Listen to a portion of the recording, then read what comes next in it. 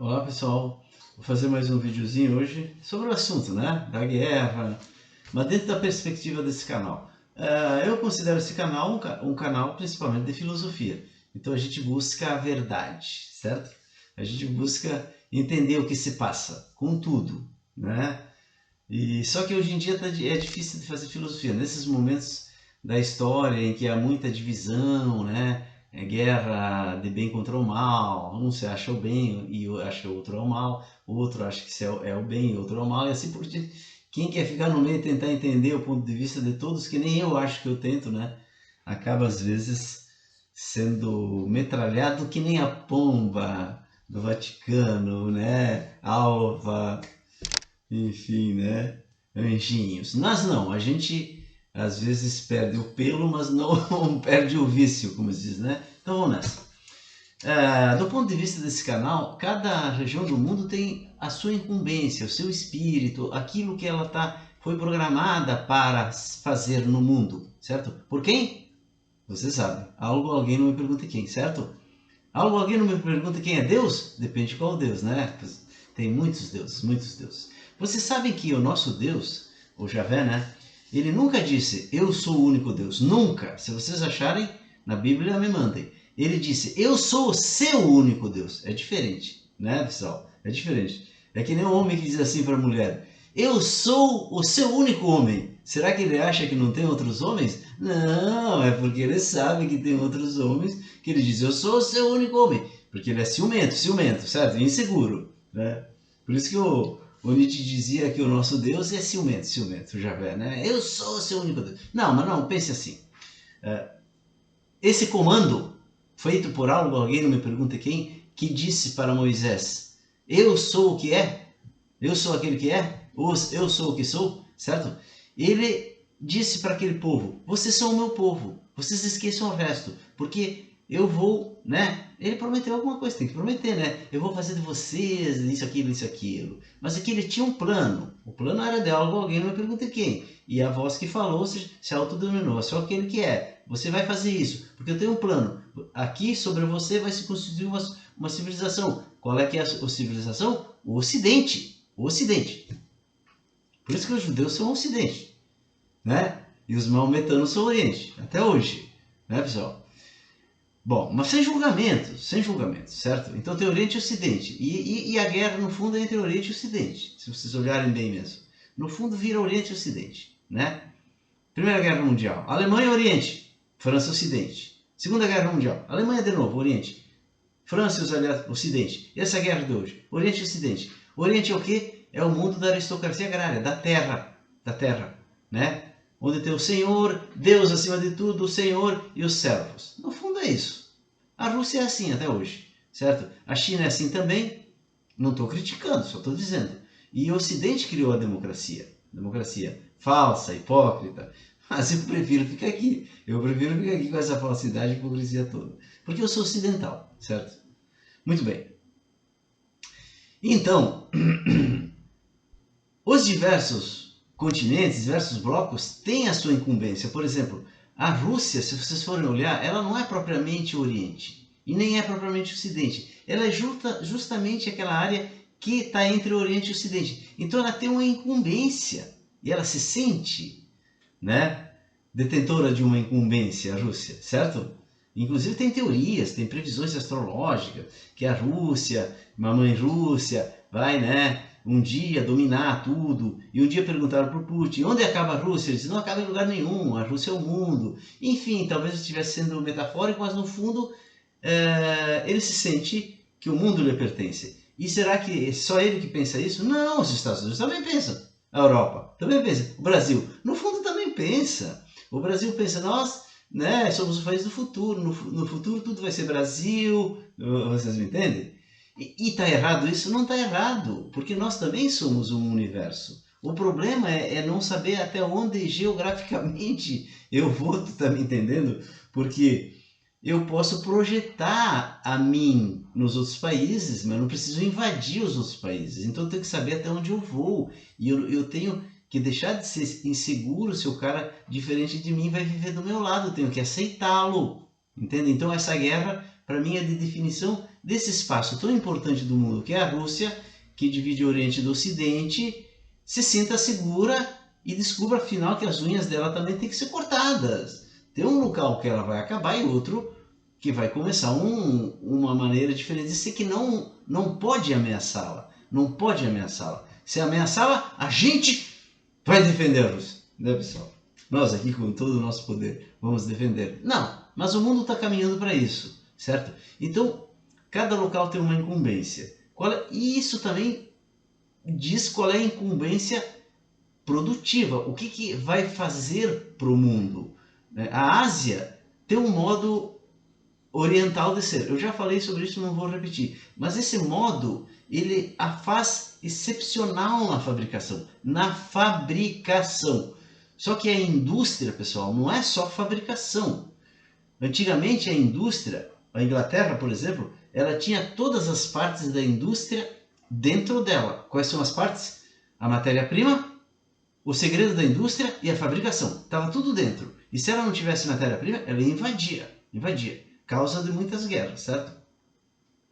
Depois, quando passou para os Estados Unidos, foi mais ou menos isso. Ele pegou o segredo da indústria, foi até adiante, fez a segunda revolução industrial, a matéria-prima ele tinha, ou então ele botou os chefetes dele, onde ele precisava, lá no Oriente Médio, para garantir petróleo baratinho e tal, né? E a inovação e a fabricação e a matéria-prima, tudo lá, certo? Só que depois as coisas foram se dividindo, né? O Brasil emergiu como fornecedor de commodities, ferro, petróleo também um pouco, e principalmente alimentos. O Brasil é o produtor de alimentos do mundo, né? A fabricação passou para a Ásia, foi passando para a Ásia, e eles são excepcionalmente mais eficientes do que os ocidentais na fabricação. Enquanto que nós ficamos 8 horas por dia repetindo o mesmo serviço, a gente depois sai e diz assim: meu Deus, o que eu estou fazendo com a minha vida? Eu sou uma máquina. Um oriental passa 12 horas e ele acha maravilhoso. Ele está fazendo e meditando ao mesmo tempo. Sem preconceito, pessoal. Cada um é de um jeito, vamos aceitar. Se eles estão satisfeitos, se eles gostam. E estão evoluindo, estão consumindo a comida brasileira, a inovação, tudo. E estão avançando, que maravilha. Nós temos que avançar também com aquilo que a gente tem, que é o quê? A produção de alimentos. Por quê? Porque aqui nós temos a maior fábrica de água doce do mundo, que é a floresta amazônica, que a gente não pode deixar destruir. Vocês entendem? Então o Brasil tem que se focar nisso. Olha só, a água brasileira é uma preciosidade e a gente usa ela para quê? Para produzir energia que nós podemos produzir com o vento, com o sol, ou até atômico, se for o caso. Mas usa a água para produzir alimentos. Delimita as áreas que podem plantar, daquelas que não podem plantar. Vocês me entendem? Tem que delimitar. A gente tem que se voltar para isso. E tecnologia de produção. Tecnologia. Né? Porque tu pode aumentar a produtividade do hectare muitas vezes com tecnologia. E tu abre espaço para grande negócio, para os grandes negócios, certo? Que vão ter um lucro imenso que tu pode tributar. Tu tem que tributar as commodities, porque qualquer país tributa aquilo que tem um monte de excedente, aquilo que tu tira uma parte do excedente tributando e tu distribui para a sociedade. E eles vão fazer o quê? Vão continuar produzindo, porque ainda vai dar muito lucro. Vocês me entendem? E também tu abre espaço para agricultura familiar, para fazer um produto exclusivo do Brasil, um queijo, um vinho, uma comida gaúcha ou baiana ou carioca ou do centro-oeste, uma fruta, que o mundo paga caro por isso, por essa coisa exclusiva, porque a coqueluche hoje do mundo, pessoal, não é mais celular, não é mais, é comer, as pessoas se reunirem, comerem, bater um papo, sentir o gosto lá do outro lado do mundo. Essa é a coqueluche que cada vez vai mais adiante. E a gente fica querendo aqui fazer chip, sabe? E a Europa e os Estados Unidos, que eu uso um termo do Lula, de os loiros de olhos azuis, eles fazem a parte da inovação. A inovação, pessoal, não é só fazer celular novo. É, por exemplo, assim, fazer um sapato. Certo? Tu vai na França, tu pega um sapato, ou tu vai na Itália, sapato italiano, aí tu olha embaixo, feito na China. Mas a China tem condições de bolar o sapato italiano? Não tem, pessoal, não tem. O sapato italiano, A moda, quem faz é o Ocidente. Desculpa, é o Ocidente.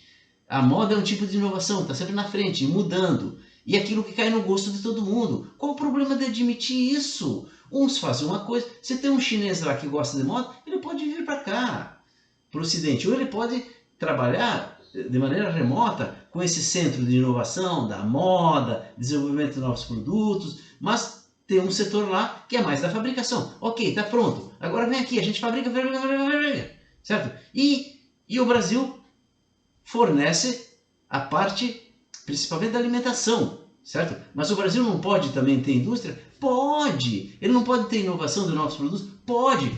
Não tem as Havaianas aqui? Não é um produto que vende no mundo inteiro, tu vai lá, tem Havaiana, certo? E tem outras coisas que o Brasil faz. Pode! Qual o problema de mandar fabricar na Ásia? Não tem problema nenhum. Se pra gente é um saco ficar fabricando Havaiana, tem gente que acha legal fabricar um monte de Havaiana e se sente super bem no final do dia e tal, e no futuro as máquinas vão fazer, então não tem por que ter estresse. O problema do mundo, pessoal, é que ele mudou, e as pessoas estão lutando contra essa mudança. Tem que relaxar, tem que aceitar a globalização. Teve um cara que disse assim, agora a guerra na Rússia é o fim da globalização. Cara, olha só. A globalização é isso que eu falei para vocês.